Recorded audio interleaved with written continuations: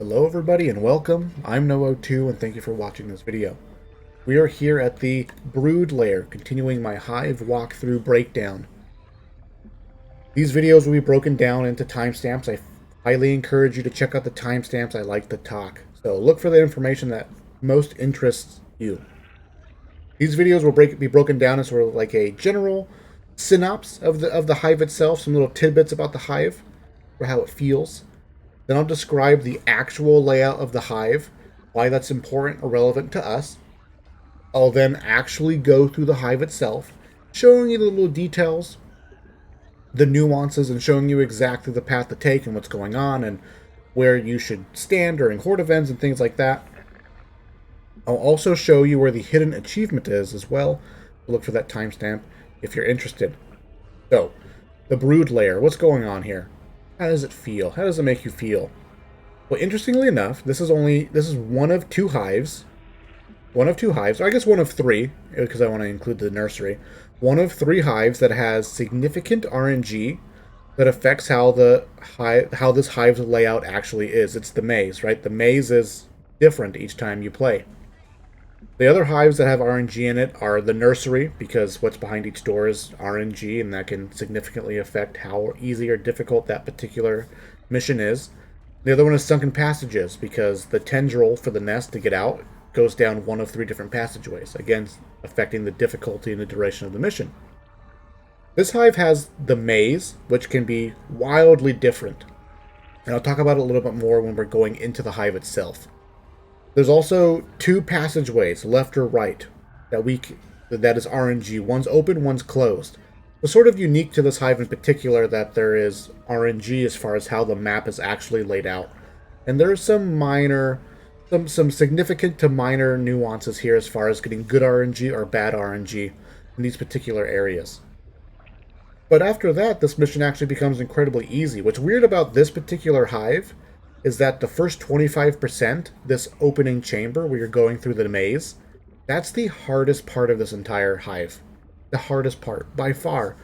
And the reason why, and I'll describe to you the layout of this particular hive now, the reason why is because this hive starts off with the maze event, which can be rather difficult. It's not the same as the maze in Garden Party. I think it's way more varied. And there's a lot more opportunity for players to get slowed down, bogged down in this particular maze, and take damage and run into problems. But once you get past this chamber and enter like the last 75% of this particular hive, you're basically in a hallway. A hallway that will grow in width. That'll grow in width from time to time, but for the most part, you'll be in a hallway, and you'll walk down that hallway all the way until you get to an early extraction. If you decide to keep going, you'll enter back into the hallway, and you'll walk down that hallway all the way until the final extraction. And what's significant about that is it makes holding off the horde really, really easy. With a little bit of team coordination, you can split the hallway. Two look that way, two look behind us, and you can very easily deal with all of the hordes, deal with mutations off at distances, and intermingled in these hallways is actually decent holdout spots. It's so linear. This map is incredibly linear. Other than the maze itself and the opening chamber, which has some side options for extra loot, the rest of the map is a hallway with very little side rooms, almost no detours. You just walk down the hallway and eventually you get to the end. So kind of interesting that this mission, this hive, starts off really difficult and then gets significantly easier for the last chunk of it all. So let me show you. Let me show you exactly what's going on here. One thing to note, I do have Pure Chaos as a corruption card. So there's going to be way more red barrels, propane tanks, gasoline, things like that you would typically find in this particular hive. So let's enter the RNG. I cannot find a pattern to this. The only thing that I can really truly note is that there are pillars, right? Pillar there, pillar here, pillar, all these pillars. But how these pillars are connected, I think is totally random. Super random. So that being said, there is significant variance in the RNG here of this maze. I've gotten mazes where all of this was walled off, except for this. And in fact, I just walked down the only path that I literally could walk down from the safe room, and it took me all the way to the door on the other side. Once I got to that door on the other side, I had the option to go back into the maze to get the extra loot and check for the totem. So in that particular instance, it wasn't really a maze at all. It was literally just a hallway that I was forced to walk down from the safe room to the way out. This though might be way more varied, right? But look at this. We're basically forced. I've had no choices to make here. Well, No choices to make. So there is quite a bit of RNG potential here as far as how difficult this maze can be. And in my example, this was all walled off still, and I was just forced to keep walking down. Keep walking down, and like we're almost there. And in my example that I gave, this wall wasn't here, and I just walked all the way here, and I was out. So the maze can be way easier or way harder. It just feels truly RNG. I think there's way more variance in this particular maze than there is in the Garden Party maze, which has like, I think 4 or 5 different variants. One thing I want to point out, or 2 things I want to point out. One, throughout this maze, there are these lanterns that will indicate that there is potential for loot and supplies and propane tanks and things like that. As far as I can tell, these areas are stagnant, but they'll be mazed off in different ways. But if you see that light as an opportunity in the future, you can potentially go there and get some extra supplies in the middle of the maze. I also want to point out that these walls, you can shoot through them and deal damage to enemies. Though these tentacles right here will block it, it's the webbing that we can shoot through. In addition to that though, and it might be kind of buggy, but I've been shot through these walls by stingers, sleepers, wretches. So just be careful of that. If you hear a sleeper, it might shoot you through the wall, and it's not fun. Just like that, it happened! I got it! Oh, perfect! Validation! There you go, just like that, they will shoot you through the walls, which makes this area even more difficult. But another thing about this maze is that this is the second fastest opportunity for a totem. Bloodstream, whatever blood tunnel, you know, that other hive has the earliest opportunity for a totem. This hive has the second earliest opportunity for a totem, which is basically right here in the center of the maze. There can be a totem spawn. Damn, they're ugly up close. And it's gonna be funny. Remember, how variant this maze can be and how difficult it can be depending on how its layout is, compared to the last bit of this map. Like, we are now exiting the maze, and we'll be entering what I call the Catwalks. Hey, need light here. This way. This final chamber. But there's actually still RNG to be had here. Let's get over here real fast.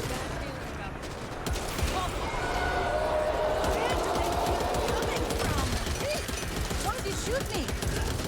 Cover me. Shoot the gun a little bit. There's actually some RNG right here, though. So now that we're out of the maze, there's 2 paths. One there, and one there. But one will always be blocked, as far as I can tell. I've never had both open. One will always be blocked, but both of these paths will take us up to the same place, but just on different sides. There again is good RNG and bad RNG, but this RNG is not nearly as significant as the maze itself. We got good RNG. So looking at the room ahead of us here, our exit is directly ahead of us up there. But there's going to be a side passage on the left and a side passage on the right. That has opportunity for totem spawns, warp chest spawns, extra loot, and it's really the only detours that this map offers. The left detour for the extra loot has really good holdout points, really solid hallways, where you can very easily split the hallway and deal with horde events super comfortably. So having the path left open right now is good RNG because it takes us right to the side of the map where we can loot super safely.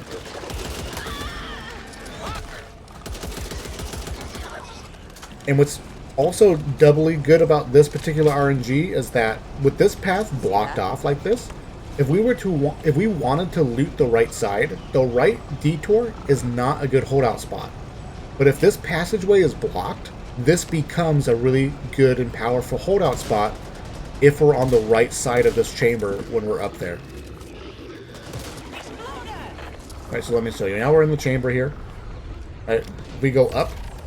This is the main way out. Door right there. For extra looting opportunity. Door right there, same place. Extra looting opportunity. Horrible, horrible place to hold out at. Not horrible, but not good. But we can run down here to hold off against the horde. Now you can climb up here and crouch your way down, but nothing climbs up this. Nothing will ever climb up this. I've never seen it ever happen, ever. We'll save Hoffman, because it's Hoffman. That'll do. Throw this. Come on, guys. I got stuff to do. Right, so that's the one important thing to note about this particular RNG. It's not a huge deal, but a little detail for you to know that there is slightly better RNG as far as what passageway is open or closed. So if we go left, open up right here, right? This is another door. It's ears open. Pretty insignificant. Opportunity for loot here as well as warp chests. And then it just wraps around, right? Those are the two doors. It just wraps around. And this is the really strong hallway. We have really long line of sights. Really, really easy for you to split it. No opportunity for flank. So you can actually have two players right here holding this door because this is the only way in. The other two players can look down this hallway. And you can just see really, really, really strong place to hold out at. Warp chest, totem spawn. Ugh, that's some gross shit. I tend to find that if the totem, the first totem isn't in the maze, it's the first totem is either here or on the other side. We need some light. Which we will run to here. We're just going to eat the horde in this room in itself. Do note that things can aggro onto you from the other side of the wall, and they'll run through the wall and hit you while you're trying to open up the webbing. So just be aware of that. You can shoot through the wall and potentially aggro pull things towards you before you start opening up the webbing. So you can see not a horrible place to hold off at, but not nearly as comfortable of what hallway. It's not nearly as comfortable of a funnel. I am so sorry. And up there would be the totem spawn potential, and there's potential for warp chests and loot and whatnot in this room as well. But this is the hardest part of the mission. This is it. We're almost done. We're going to be flying through the last half, the last 75% of this hive here. Because now we're just in a hallway. Very funny. Where are you guys? Oh, in fact, before we do this, I need to show you where the hidden achievement is. If you don't want me to show you where the hidden achievement is, skip to the next timestamp. There's the hidden achievement. Right? We're up here. We're on the right side of the chamber.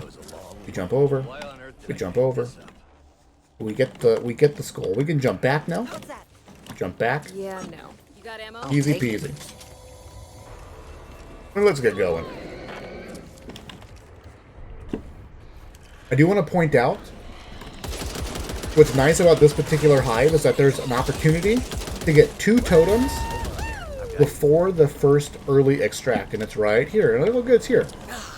So we would have 2 totems at this point, relatively quickly in the mission. Now you might think, oh, there's side passages and stuff like that. They don't go anywhere. But it's just a really good hallway, right? Hallway to hold out in. Little choke point to hold out in right here. But for the most part, this is all incredibly linear. And you can see we're just in a big hallway. We can hold out all the way down there. We can hold out right here, technically, though it's not ideal. Right, but we're just in a hallway now.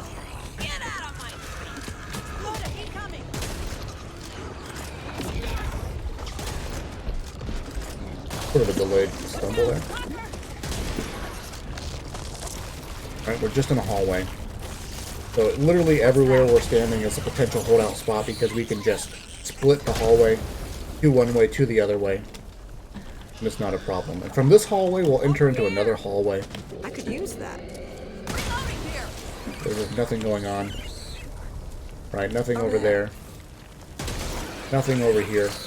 Keep in mind that all this goop is potential spawn points or locations where the Ridden can get in on you. And look at that, we're at the extraction point. We can have 2 totems at this point. And other than the maze, which is the hardest part, we're just in a hallway. Right, now we drop down, sort of a chamber. Right, I lied to you maybe, right? You might be thinking, this isn't a hallway, this is a chamber. Well, don't worry. Don't worry, we're back into our hallway now.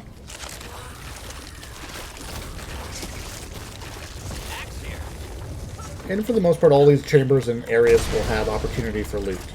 Now, we do get a nest here. And you can pop this nest from up here, but the best holdout point is actually right there in this corner here. So I like to blow up this barrel, if it's there, in your playthrough. Sterile conditions. And there's just a nest going on over there. So we'll pop the node, start the horde event. All of the goop in this mission is potential spawn points, for the most part. We'll just hold off against this horde here. Now, when it comes to the early extraction, right, we could have had 2 totems and the early exit. The first opportunity for the inner nest to spawn is actually in this room itself. So you can have 2 totems, jump down, do this event, and potentially assess whether or not you want to push forward and get a 3rd totem and then backtrack to the Inner Hive opportunity. We're in a goopy hallway.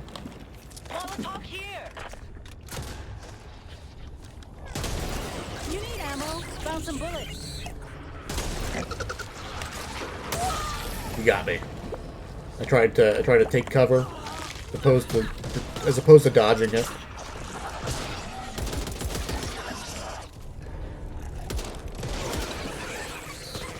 You can sort of just tell, like, at any point, if a horde were to be triggered, we can easily just split the hallway, and at basically any opportunities.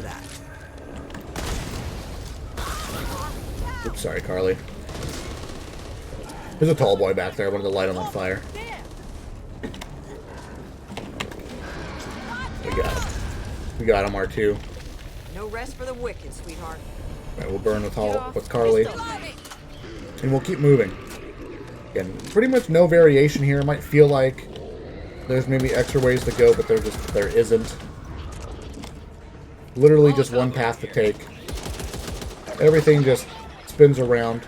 Little holdout point right here, but for the most part, we're just cruising. Right, nothing to deviate from. Just a very linear path all the way to the end here, right? To run around this pillar. It's all the same. But at least I know I'm alive.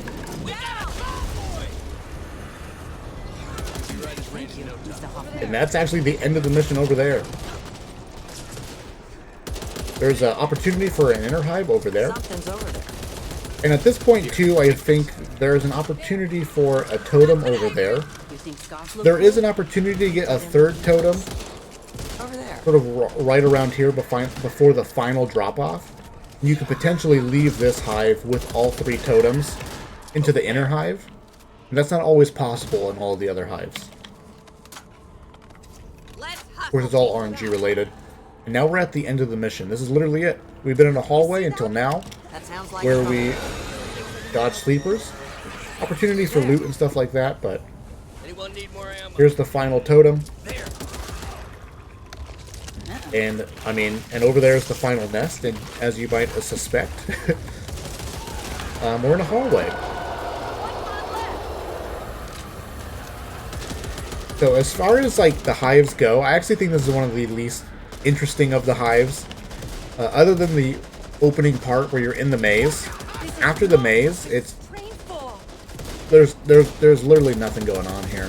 This was weighing me down. Nothing going on. Just sort of running through hallways. I'll take it. So relatively easy. All right, get all the fat, juicy loot.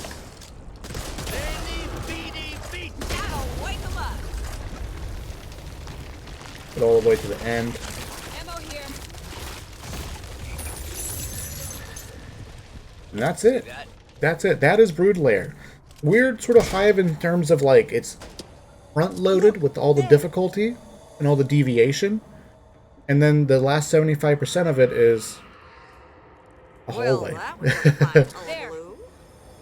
And I also seem to find that there's not a whole lot of loot opportunities here. I don't know. Maybe I missed something. Maybe I missed something dramatic. Let me know in the comments if you know of any extra juicy loot areas that I skipped somehow.